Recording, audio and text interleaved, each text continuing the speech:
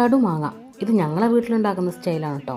ഇനി നിങ്ങളെ വീട്ടിൽ ഇങ്ങനെയാണോ വേറെ ടൈപ്പാണോ എന്നുള്ളത് ഒന്ന് കമൻറ്റ് ചെയ്യാം കേട്ടോ. അപ്പോൾ ഇതിന് വേണ്ടിയിട്ട് നല്ല ചെനത്ത മാങ്ങ കേട്ടോ വേണ്ടത്.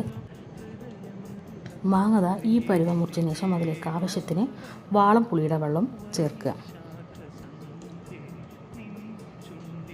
അതിനുശേഷം ആവശ്യത്തിന് മഞ്ഞൾപ്പൊടി, കുറച്ച് മുളക് പൊടി, പിന്നെ മെയിൻ ഇൻഗ്രീഡിയൻറ്റ് ഇതാണ് കേട്ടോ, ഉലുവ കടുക് വറുത്ത് പൊടിച്ചതാണ്. ഏകദേശം ഉലുവ 1 സ്പൂൺ എടുക്കുകയാണെങ്കിൽ കടുക് ഒരു 1.25 സ്പൂണൊക്കെ എടുത്തിട്ട് വറുത്ത് പൊടിക്കുക.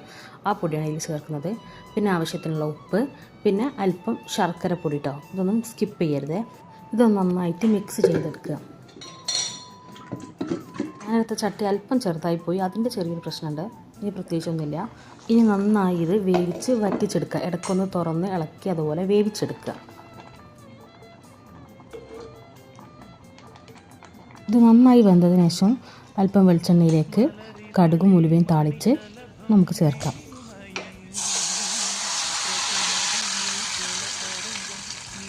അപ്പോൾ ഇത് എത്ര എളുപ്പമാണ്. അപ്പോൾ തീർച്ചയായിട്ടും ഒന്ന് ട്രൈ ചെയ്ത് നോക്കാം. നല്ല അടിപൊളി ടേസ്റ്റാണ്.